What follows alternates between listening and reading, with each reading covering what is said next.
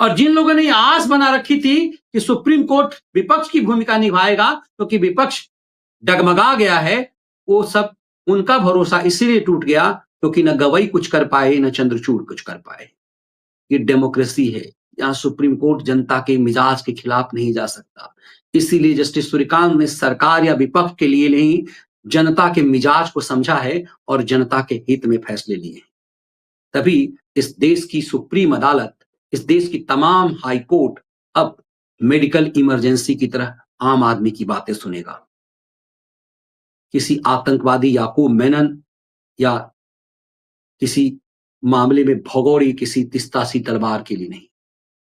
साल के आखिर में जो एक उम्मीद जगाई देश के लिए जस्टिस सूर्यकांत ने, जो चूल्हे हिलाई फिक्सरों की, जो हरकंप मचाया भारत द्रोहियों में, जो षड्यंत्र पर कुठाराघात किया भारत में, एक तरह से जन विद्रोह का जो षड्यंत्र था उसका कुठाराघात किया अरावली और कुलदीप सिंह सेंगर मामले में, उस जस्टिस सूर्यकांत ने नए साल में देश को एक बड़ा तोहफा दिया है।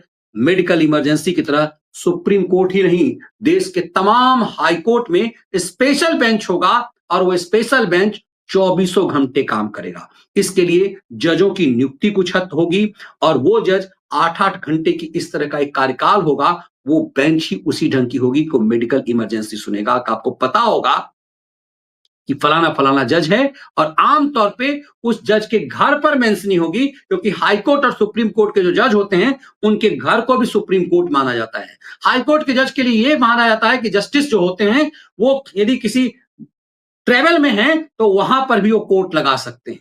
हाई कोर्ट और सुप्रीम कोर्ट के जो मिलॉर्ड्स होते हैं, जो जस्टिस होते हैं, उनके पास संविधान ने सुप्रीम पावर दिया है।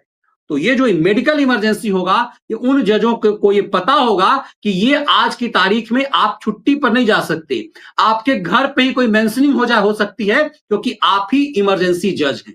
और यदि इमरजेंसी होगा फिर उनका घर, वो घर से बाहर आएंगे और सुप्रीम कोर्ट में उनकी बेंच बैठेगी, जैसे तिस्तासी तलवार में हुआ, जैसे याकूब मेनन में हुआ कि मेंशनिंग तो घर पे हुई जज के, लेकिन हियरिंग कोर्ट के अंदर हुआ। लेकिन ये दोनों सुप्रीम कोर्ट के इतिहास को कलंकित करने वाले मामले हैं। जस्टिस सूर्यकांत इस कलंक से मुक्ति दिलाते हुए सुप्रीम कोर्ट को एक मेडिकल इमरजेंसी वाला दर्जा दिया है और ये किसी तिस्तासी तलवार, किसी आतंकी में मौत की सजा पाए याकूब मेनन के लिए नहीं, ये आम जन के लिए होगा।